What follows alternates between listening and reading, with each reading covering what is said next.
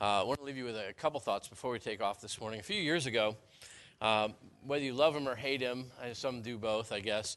A few years ago, Dave Matthews was on his way to a concert, and he was riding his motorcycle heading to the show, and I guess the lesson here is don't do that. But anyway, he was riding his motorcycle to a show, and his motorcycle actually broke down on the way to a show. Now, when people have paid hundreds of dollars to see you and you're broken down on the side of the road, it's a bad day. And so he's broken down on the side of the road away from the show, can't get there, didn't have a cell phone with him, and so he's just stuck there. And suddenly somebody came up behind him and was heading to the show. They were a fan going to the concert and gave him a lift. Actually, put his motorcycle in the back of the truck, drove on the rest of the way to the show, and saved the day, literally, for hundreds of thousands of people, tens of thousands anyway, and got there. Out of gratitude, Dave upgraded their seats for them, and so they gladly accepted that. I mean, who wouldn't accept a closer seat? And he also offered to buy them dinner after the show and to hang out with them just out of gratitude. They actually declined that part. And that sounds a little bit weird to us. Most of us, if you know his music or, pick a musician if you don't, the idea of meeting the people that we listen to and like to listen to is a very interesting thought. And people wait in lines to meet musicians and to meet other entertainers and celebrities. But the idea of just hanging out with them, kind of one-on-one, just hanging around, palling around, intimidates most of us because our perception is that celebrities, their experiences are, light years different than ours, and that we don't really have much to relate to. I mean, how do you relate to a guy who his motorcycle broke down, he didn't have a cell phone, and his private jet had a bad day? How do you relate to that? Because I don't know about you, I've never had a private jet have a bad day. It just doesn't work. So we have this kind of a hang-up. Now, celebrities are normal people too. They have the same problems and challenges that we do, and they have some other ones thrown in for the pleasure. But we have this perception that they're different than us. Their experiences are different than ours, and it keeps us from relating to them really well. That same tendency, that same hesitation, that same experiential gulf, if you will, it keeps us from relating, or could keep us from relating to God the same way.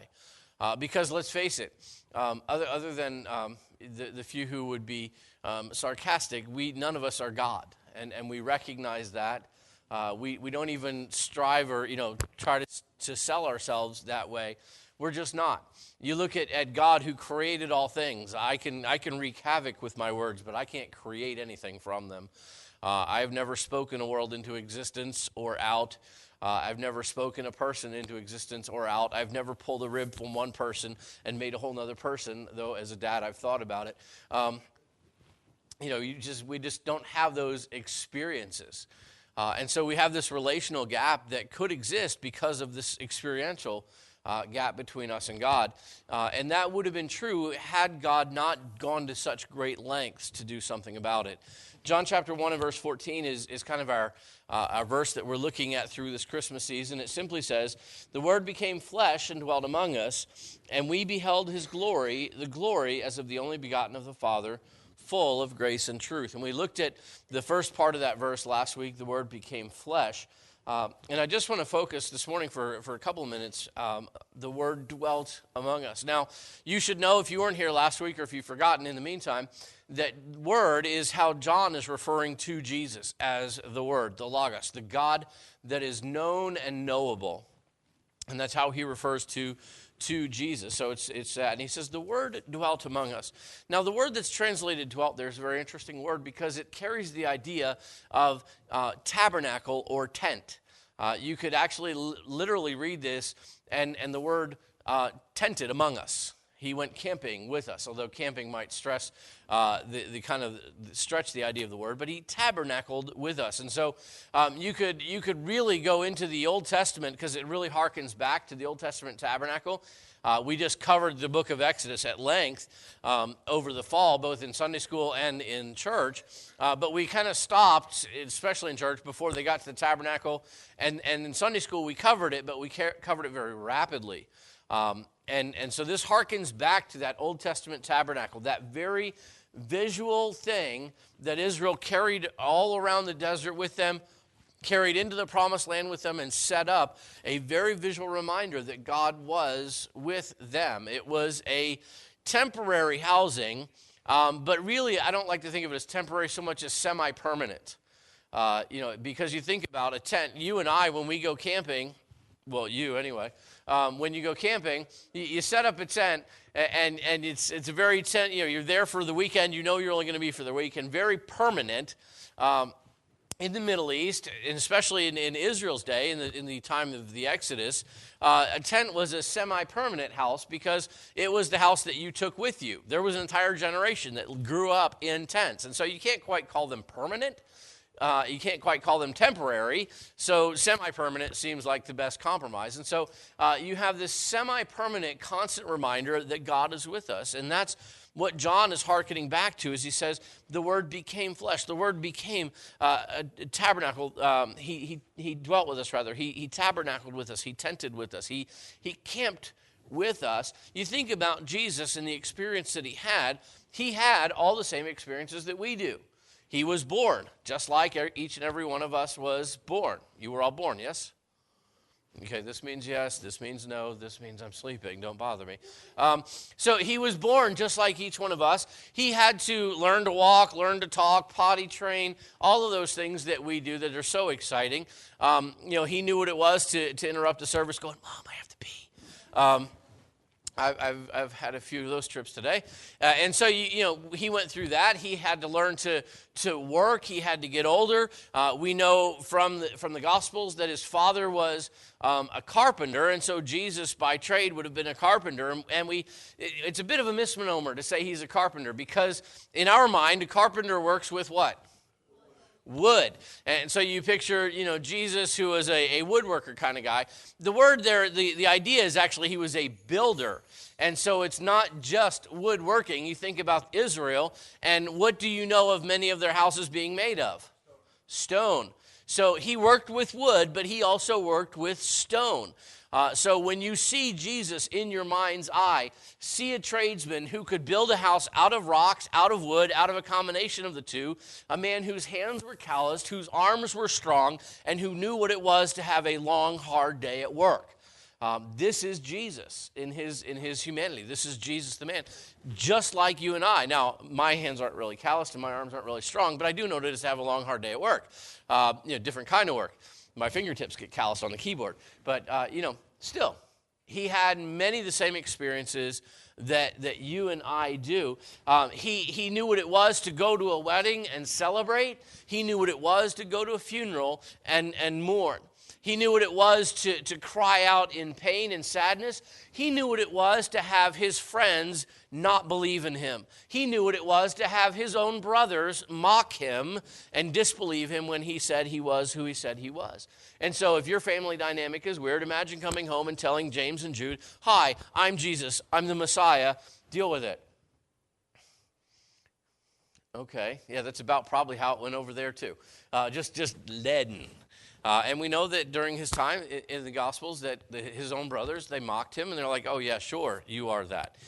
Later on, we know they did come to realize that he was that, and I'm sure they had to eat crow in their own way. But he knew all of those things. He knew what it was to live. He knew what it was to die. In fact, he knew what it was to die horribly. And so you think about Jesus, the man, and you say, wow, here was a guy who experienced everything in life that I couldn't. We're told in the book of Hebrews that he was tempted at all points like we are, yet without sin. He experienced everything that we did, including temptation to sin. He didn't do it, but he was tempted. And so he faced everything in life that we did. The question that we would ask is why? Why was it essential for Jesus to do all of that? Now, true, he had to come, he had to live, he had to die on the cross in our place for our sins, as we've heard very dramatically told for us today. That much was essential. But a big part of Jesus' life was so that we could know that God understands us. God created us. He understands us on a molecular level. He understands us far better than we even understand ourselves. God has no problem relating to us. We have a problem relating to God. And that problem is because we think his experiences are so much different than ours that we could never have a relationship, that we could never get on with each other because we just don't understand each other.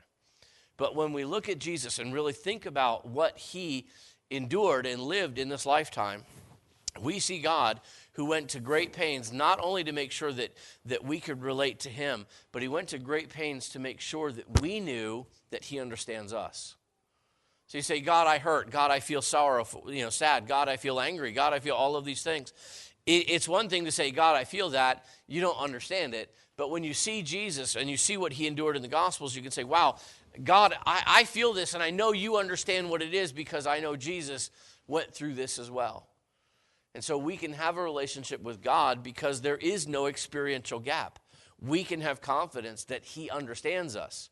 Not that he doesn't, but in Jesus we know for fact that he does because he endured those same things with us, same things that we do. So as we see Jesus, we see him becoming flesh, and we see him dwelling among us. We can give God glory because we know that we can relate to God, and we can know that he can relate to us because he had the same experiences that we have. Then when we go through life and things get difficult and we need comfort, we need solace, we need some place to turn, we can turn to God confident, not only that he hears us, but that he understands us and that he's willing and able to help us because he endured the same things. And so as we think about Jesus and we see him Christmas season in a manger, we see him, as Kristen mentioned, in a boat preaching. We see him eventually hanging on a cross. We tend to compartmentalize his life. We need to see all of those things in totality and say, God understands me. I can relate to him. And that really is the point of much of Jesus' life, not just to provide us an example, but to provide us a bridge across that experiential gap between us and God to make sure we can be in relationship with him.